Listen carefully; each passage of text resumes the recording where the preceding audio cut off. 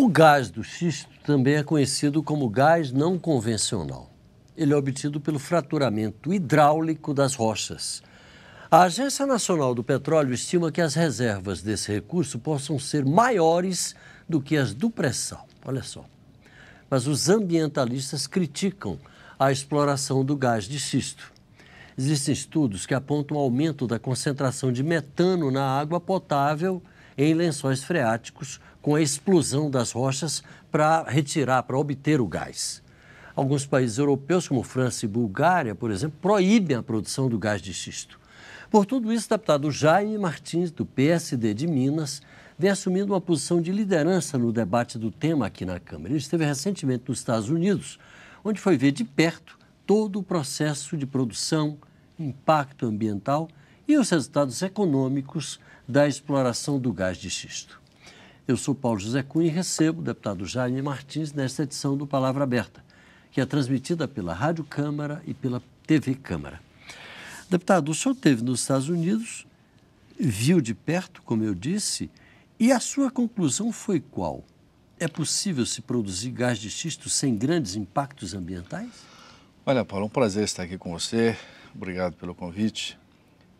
A minha conclusão é que o gás de xisto está produzindo uma revolução na economia americana. Economia que vinha decaída em função das crises econômicas e, sobretudo, a indústria siderúrgica americana, na cidade de Pittsburgh, que estava vivendo um momento de caos, de declínio, e começa a se recuperar fortemente. E por que a economia americana se recupera fortemente? Porque descobriu-se uma fonte de energia extremamente competitiva, extremamente barata, né? O custo da energia hoje dos Estados Unidos produzidos através do gás de xisto representa praticamente 30% do que seria o custo tradicional através da utilização de carvão e petróleo. Então isso tem provocado e tem aumentado muito a competitividade da economia americana, a tal ponto de já estarmos perdendo, nós mesmos o Brasil, investimentos na área de petroquímica para os Estados Unidos. Investimentos que no passado estavam saindo dos Estados Unidos em função da dificuldade em relação aos custos de mão de obra, etc., estão voltando para os Estados Unidos. Então é uma revolução. Claro que esse questionamento ambiental, ele Até perpassa. porque os Estados Unidos a gente sabe que não são o melhor exemplo de cuidado ambiental, né? Eu me lembro só de passagem aí que até hoje eles não assinaram o protocolo de Kyoto. Mas existe, veja bem, o gás de xisto já produziu também uma revolução nos gases do efeito estufa americano.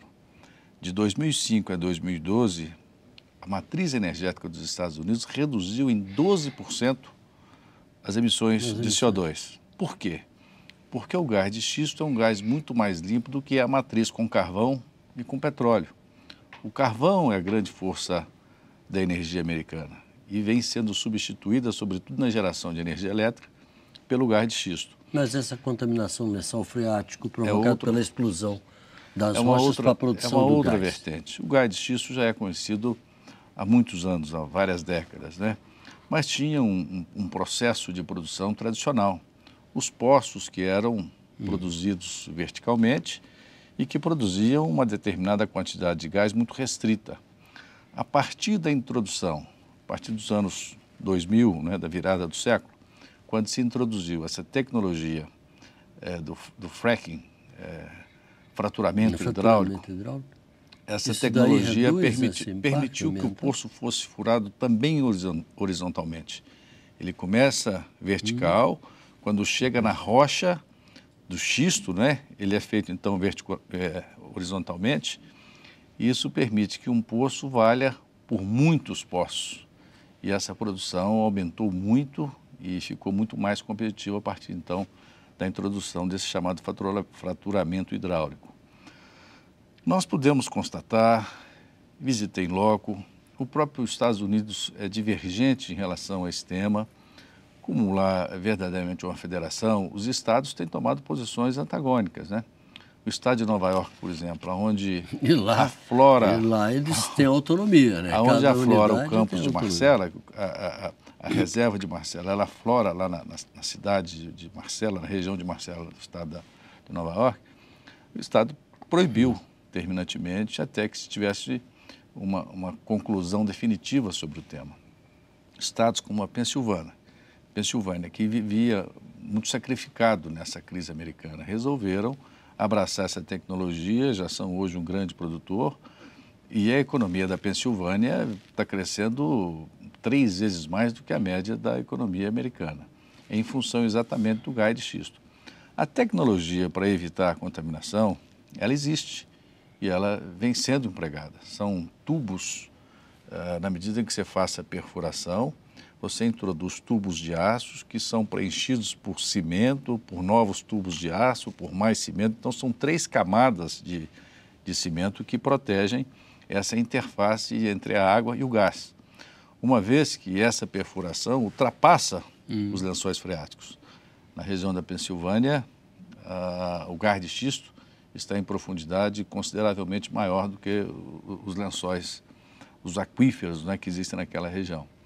A tecnologia existe, mas sempre haverá de permanecer a preocupação de uma má aplicação dessa tecnologia, porque nos Estados Unidos são muitas empresas que estão produzindo. Estão envolvidas Devido à pouca burocracia que existe, a facilidade, a falta de regulamentação, lá o dono do solo é também dono do subsolo, e na medida que ele resolva explorar o gás, basta ele dar uma autorização, e aquele que desejar perfurar pode perfurar imediatamente, sem grandes autorizações governamentais, bastando para isso assegurar a proteção ambiental.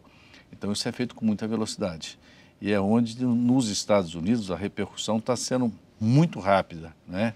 O efeito é muito rápido, porque sem burocracia você pode iniciar um poço e ele começar a produzir em 40 dias, num custo muito baixo. São $5 milhões por poço perfurado, enquanto, se compararmos com o pré-sal, são anos, décadas para se perfurar um poço, para ele se tornar competitivo e se tornar produtivo, além de um custo muito alto. A 7 mil metros de profundidade, que não é brincadeira. E essa produção vai produzir, já está produzindo, né? Uma grande mudança na geopolítica mundial. Agora, deputado, vamos para fechar. O senhor conheceu a experiência americana, mas como é que essa coisa está no Brasil nesse momento? Muito incipiente ainda, né? Estamos começando a fazer os leilões. Onde é que tem as grandes jazidas? As grandes jazidas, nós temos hoje, a Petrobras já explora há algumas décadas no estado do Paraná, no interior do Paraná, mas por um processo ainda diferente. É um processo tradicional, um processo antigo e até de alguma forma aparentemente antieconômico, né? Ou seja, não está ainda dentro dessa modernidade. E temos uma grande diferença. Ambientalmente também não deve ser tão limpo assim, né? É um sistema de uma retorta. Você extrai a rocha e aquece a rocha e esse aquecimento faz com que se desprenda o gás. Então é um sistema muito antigo, né? Arcaico, vamos dizer, se comparado ao sistema americano que está sendo utilizado. Você tem que queimar algum tipo de combustível para poder produzir esse gás? Você tem que queimar um combustível para poder produzir esse gás, né?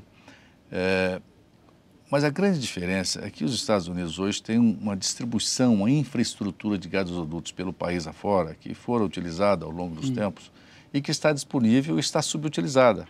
Então, praticamente em qualquer ponto dos Estados Unidos que você perfurar e descobrir o gás, você está sempre muito próximo de um gasoduto. Economicamente é fantástico. Portanto, você já introduz ele no gasoduto e leva ele para qualquer ponto dos Estados Unidos para distribuir rapidamente. Além do que, como as reservas são grandes, são abundantes, temos essas reservas em Nova York, essas reservas na Pensilvânia, no Texas, no Novo México, você pode produzir também muito próximo da região de consumo, né? Você pode canalizar diretamente com o consumo também, é um custo muito baixo. Então nós temos que estar... indústrias, só para a gente fechar, o pessoal me avisa que o tempo já está ficando curtinho. Quais são as indústrias que mais utilizam nos Estados Unidos esse gás para... Fundamentalmente a geração de energia elétrica, que reduz substancialmente o custo da energia elétrica, a indústria de petroquímica de um modo geral, a indústria cerâmica, toda a indústria que depende de aquecimento, a indústria siderúrgica, toda a indústria que depende de aquecimento pode utilizar o gás natural substituindo o carvão, substituindo o petróleo de um modo geral. Então, é uma fonte de energia que ela está, em termos ambientais, ela não é exatamente a tecnologia mais limpa que existe. Nós estamos buscando alternativas, né? Eólica, solar, etc., que são energias, evidentemente, mais limpas. Mas ela é muito mais limpa do que é o carvão e é muito mais limpa do que é o petróleo. Portanto, os Estados Unidos estão conseguindo, sem assinar esses protocolos de Kyoto, etc., está conseguindo reduzir, em função da tecnologia do gás de xisto, reduzir substancialmente as emissões de CO2 na atmosfera, né? Eu já disse que entre 2007 e 2012, os Estados Unidos reduziu em 12% as emissões de CO2 e a previsão é que até 2030 possa reduzir em até 25% as emissões de CO2. Portanto, é algo que vai impactar o mundo, não é? E que nós estamos atrasados. A gente tem cobrado aqui na Câmara exatamente que a gente possa estar acelerando e apressando para poder extrair essa energia também, que vai ajudar a compor a matriz energética brasileira num patamar mais adequado para termos competitividade na nossa economia. Pois é, mas aí a gente continua falando de know-how. Na entrevista anterior que fiz aqui, agora há pouco, com um colega seu de partido, deputado José Humberto, lá do PSD de Minas também, a gente estava falando dessa coisa, da necessidade de a gente investir mais na capacitação, no know-how, na pesquisa, para termos mais competitividade. Num caso desses, era o caso do Brasil também se engajar nesse trabalho em busca, por exemplo, de alternativas que evitem a poluição pelo gás de xisto ou que otimizem a utilização do gás para a produção de energia e assim por diante. Não, sem dúvida nenhuma, nós temos que investir muito e temos que ter uma política de inovação muito adequada, pesquisa e inovação. Eu faço parte aqui do Centro de Estudos Estratégicos da Câmara, e nós estamos semanalmente discutindo esse tema da inovação. E nunca, como no setor de energia, foi tão necessário nós estarmos na vanguarda. Estamos vendo a Europa, a Alemanha, que tradicionalmente foi um país que optou pela energia nuclear e que agora fez uma reviravolta na sua matriz energética. Um país que não detém grandes áreas em termos de energia solar, grandes potenciais, porque é um país frio, não é grande parte do ano. Mas está fazendo uma revolução, está fazendo uma grande revolução em termos de energia solar, enquanto nós brasileiros estamos indo muito acanhados em relação a esses potenciais enormes que nós temos. Deputado Jaime Martins, do PSD de Minas, muito obrigado pela sua participação aqui com a gente. Muito obrigado, grande prazer. Você de casa, muito obrigado pela audiência. Um abraço e até a próxima.